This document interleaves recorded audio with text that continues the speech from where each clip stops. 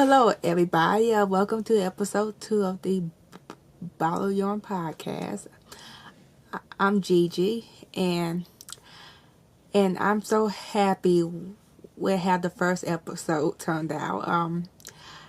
I gained some subscribers, and I had a couple positive comments, and I'm very happy about that, and I appreciate those who have subscribed and commented and everything. That's very encouraging. I was worried that no one would like the video because my camera kept acting up, but that was because autofocus was off, and my fiance helped me fix that. So hopefully this time we won't have that focusing issue. So it's been real busy since my last episode, and I made progress on my projects, but I don't have any finished objects right now. I say Friday, Saturday, and Sunday was busy, and I think Thursday or Wednesday or Thursday I didn't feel good, so I didn't do nothing. And I think one of those days that I did feel good, I just wanted to do something else. So I didn't get anything done. I made progress on stuff. So anyways, I guess the first thing that we should talk about is I just like to get a few things off of my chest about myself. So right now, as I mentioned in the first podcast, that I am a recent occupational therapy graduate, and lost my train of thought, and I'm currently looking for a job. Well, it feels like I applied to a million jobs.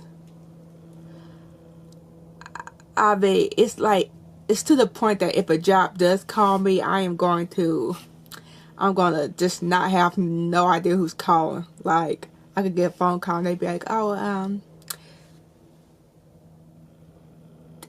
this is Cindy from let's say Touching Hands.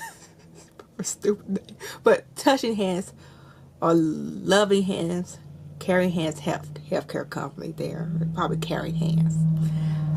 I don't know why I care so much about an example, but let's say, this is Cindy from Caring Hands Health Company. That happened to me before, where in my head I was like, oh my God, who is this? And then then Cindy would ask something about, so we see that you sent an application. So why exactly do you want to work for a company? What do you find great about a company? About our mission and everything. And I'm going to be like, I don't know, because you called so late and I applied to a million jobs, and I'm just trying to find a job. I applied to it because it's a job that's probably taking new grads. It has no required experience, and thirdly, I mean, it's a job that I wouldn't mind. If any of you probably haven't noticed by now, I have a speech problem and I stutter, and I'm talking real good right now, but when on my OT fieldwork or clinicals, I could stutter on every word, especially if I'm nervous. Now, I'll talk better once I get to know some of the patients, or if the patient is nice, but I know, I really don't want a hospital job, especially because I'm nervous, because first of all, one problem I had at my first clinical place, which was a hospital, was when I saw people, that had a heart attack or stroke recently, and sometimes no matter how old they are, they may have a hard time understanding you because something dramatically healthcare wise just happened to them. their orientation may be off, and they are in a different environment, they are confused or whatever, but most of the people are, they were elderly, about 90, 95. I even dealt with a couple of 100-year-olds. I think the oldest was like 110 or probably 108. I don't know. It was up there, and I was like, wow. But the 108-year-old, she did good. She got up, and I think she had a stroke, and I was like, oh my goodness, this is going to be a mess. I walked in there, she got up, she's like, I'm ready to go home. I was like, wow. But my point is that when I have to amplify my voice, I stutter a lot.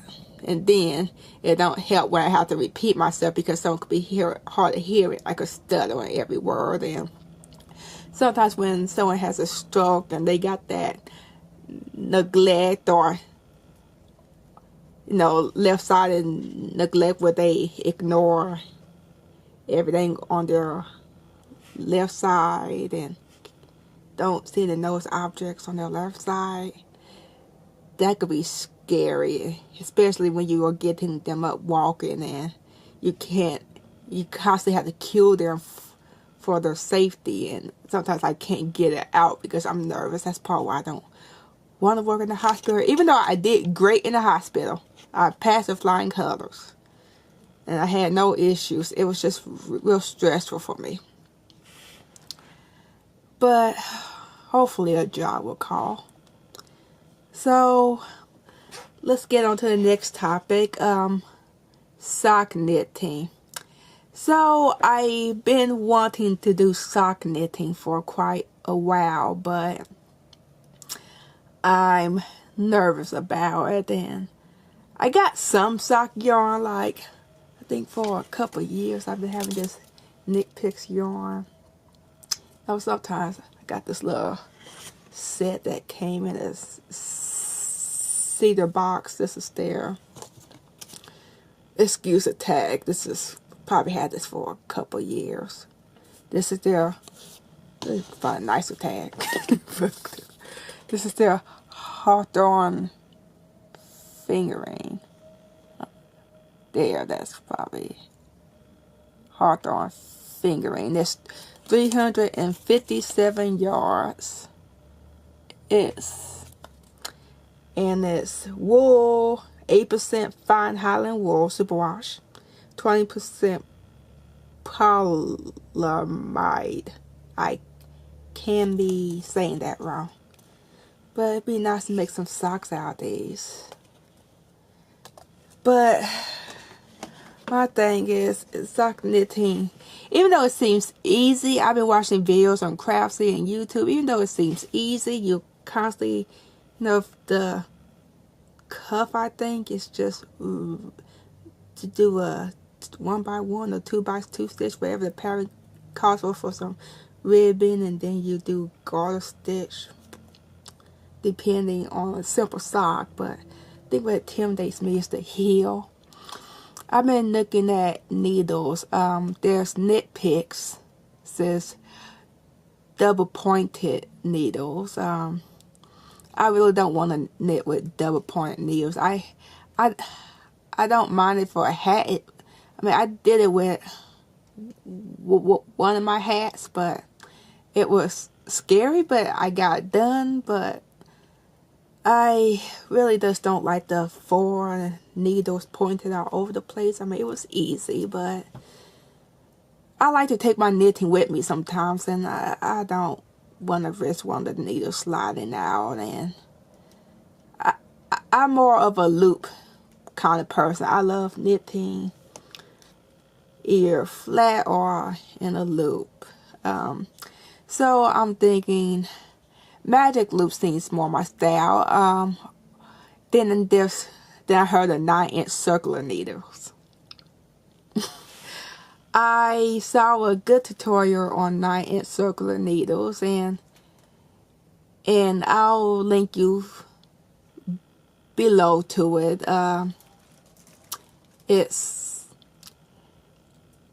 I meant to get this together, but this is something I just thought about while I was making the video. But I found this pattern for free online. It's someone's 9-inch circular needle knitting tutorial for socks, and it's free, I think, until the 24th, and then goes up to $1.59. So I'll link you to that below just in case you are interested, because who likes a free pattern? I mean, we all love free patterns, especially before someone starts charging for it. So I'll link you to that below. But I've been wanting to do 9-inch or magic loop. The scary thing about 9-inch is that it's the heel that concerns me. I've seen different methods for doing the heel, and then I heard other people or read other people say, well, you guys switch to double pointed or 47-inch to do the heel, and then go back to 9-inch, and then I've seen people do it just following the heel. It just seems like it's not one method to it. I guess I just need to just go ahead and do it. That's how I learn most of my stuff, just going ahead and doing it. So my choices for magic loop are Knitpicks, because right now they have a sale on their needles, and I want to do the 47-inch, probably size 1, get the 2.5 millimeter ones, and probably get a couple of the needles, because it'd be nice to start off with magic loop 2 at a time, because I can see me really having that second sock syndrome, really. But and then I want 9-inch, because I heard people say that they could fly through their sock projects, and I like that too. Or Knitpicks circular needles good, like the fixed circular needles, are those good? I heard problems with their wooden ones breaking, but I may get the metal circular needles. Let me know what you think. Knitpicks are higher, and I want to try Addy Turbo just because everyone talks about that as if they are life changing. But yeah. Then there's Chalgoo. I like Chalgoo. But yeah, let me know what you think. So my fiance, he wanted me to pick out a Christmas present, and one I chose was the AliExpress Turbo knitting machine, but I think I have to change my mind on that because I don't have a stable table for it. I just got these plastic little picnic tables, or they kind of wobbly, and I was looking at the thing where you have to fasten it onto the table, like the clamp. And my tables are, the big part, which my tables, they aren't going to go on my tables. So I'll have to postpone that for now. But I like how you could just make some hats. I was thinking about getting one because I would like to make some Christmas gifts for everyone, and I would knit it by hand or crochet them by hand, but I got a huge family, like there's like 60 people or so, and no way I'm knitting everyone a hat for Christmas.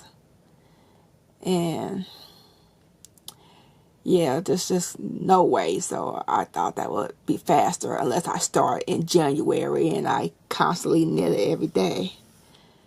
I mean, there's people who could knock out a hat in a few hours, but I can't.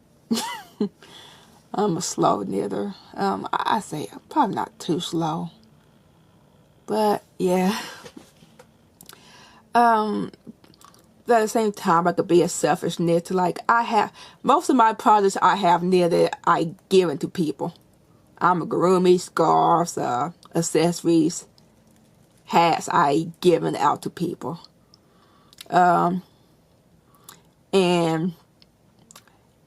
the sad thing is, I knit for people who I know will appreciate it or really ask for it.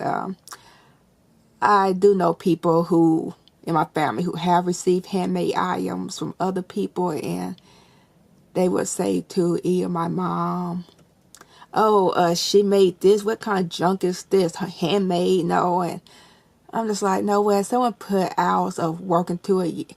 Yeah, it don't look like it came from J.C. Penney, but I mean, sometimes it looks better. But sometimes you could tell it's handmade, but still, I mean, it's the love behind it and the thought.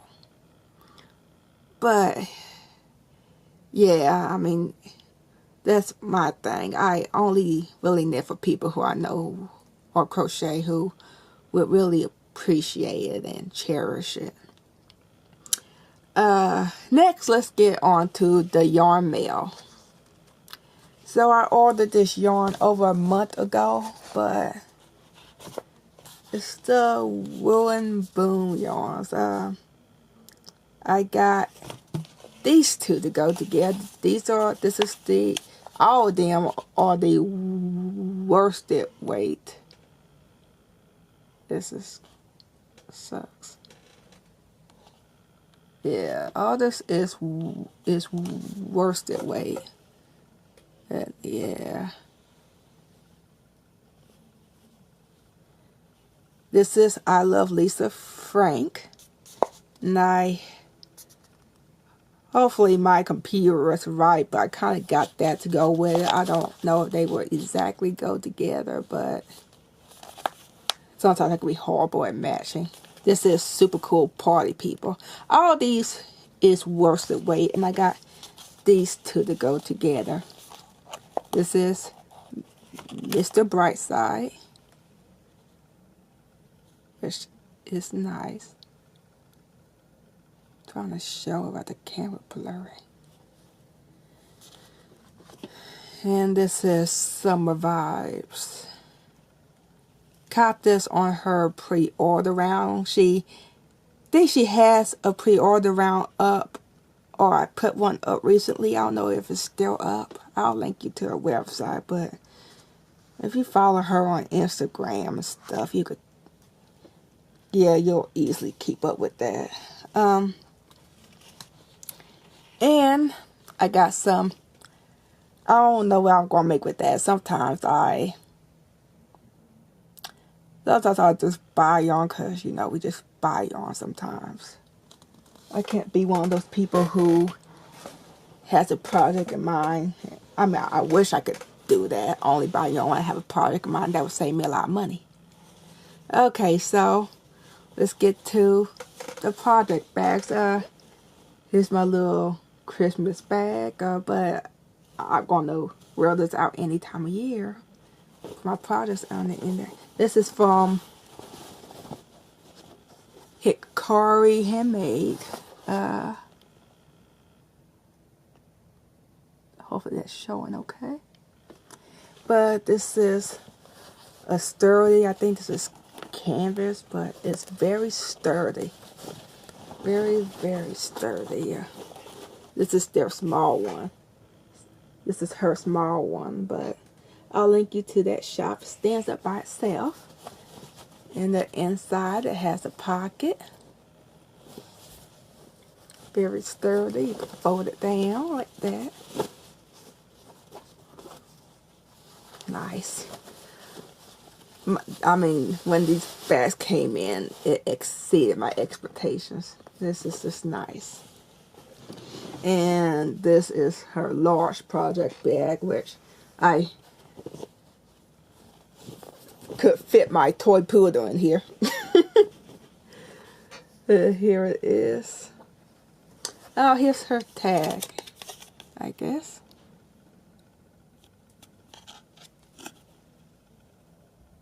And the shop info.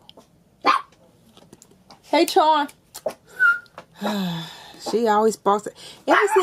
Every single noise that anyone can make, or any crack, any creak, shabark. Charm. Charm. Stop. And I got this also because that's a toy poodle that looks like my dog. Well, my dog don't look like that. She don't have. Probably she needs to grow her hair out.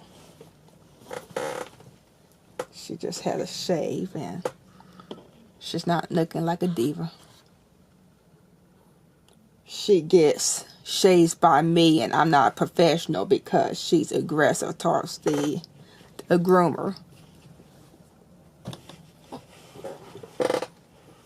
So I don't shave the best. Yeah. Hush. Okay. So here's some yarn that I also got. This is in the mail, but I got this on my recent trip to Scotland. Got it from Edinburgh, but here it is. It's called. It don't do that, but it's from New Lanark Mills. And it's chunky 100% new wool, 120 mils. But is that just pretty though? See if I can get it focusing there. There! Finally! And which colorway is this? If I could get it. This is Shade Clematis. Clematis.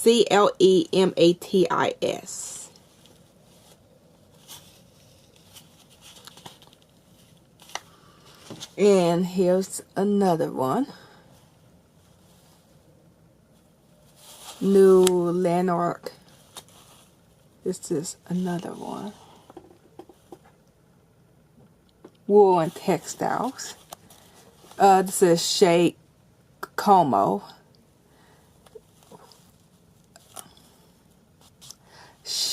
I think the owner said that a lot of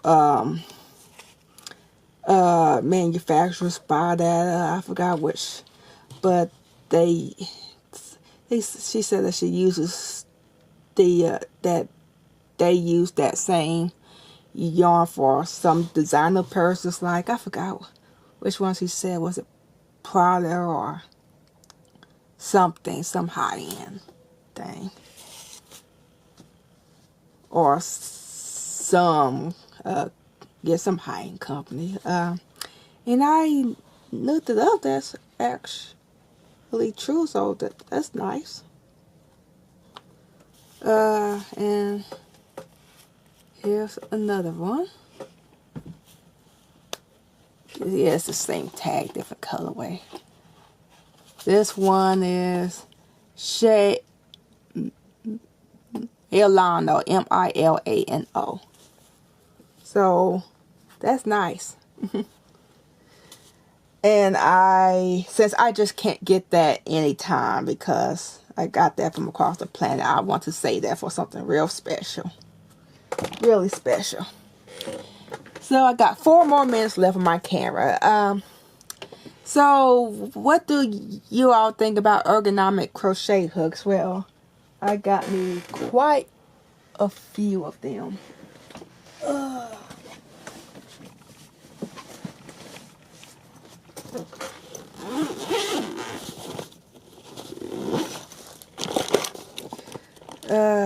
I like this Dr. Seuss hook. This is by, I think the shop was called Northwoods Handmade or something, but I don't think that she no longer does crochet hooks, but I like that Dr. Seuss hook. That's nice. And I had my go at my own hook. Ain't that cute? Little doggy, and that's made out of the clay colors I had. That's why the dog is blue. That's cool. And got the little kid at the end.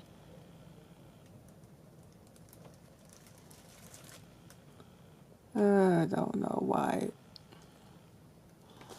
it fixates on. Probably touch that. There! So, just touch where I want to focus on the camera. That's cool. Okay.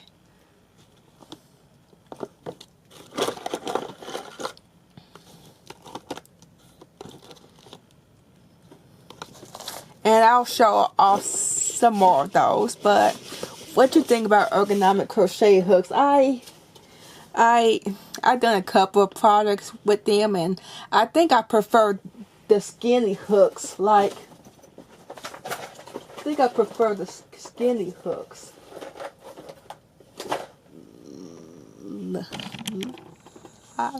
Like these compared to the more rounded handle hooks that I showed off. And so next time I think I'm going to share with you this book right here, Edward's Crochet Doll Emporium. I won't share any of the patterns out of respect for the author, but I think we'll take a good look at this, and it shouldn't take me long. I did do a book review on it, but I just don't know about the legalities of it, because I actually opened it up and I showed off everything. Well, not the patterns, but what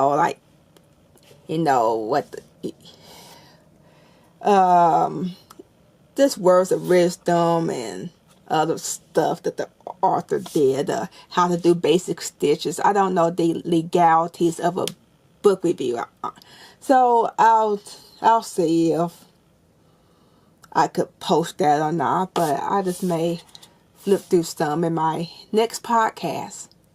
But this book is awesome, and I'll link you to her shop too. But anyways, guys, it was awesome if you stuck with me throughout this whole video. I really appreciate it. Episode 3 is coming soon, and please subscribe to me. And thank you. This has been a real great outlet for me. Have a good day.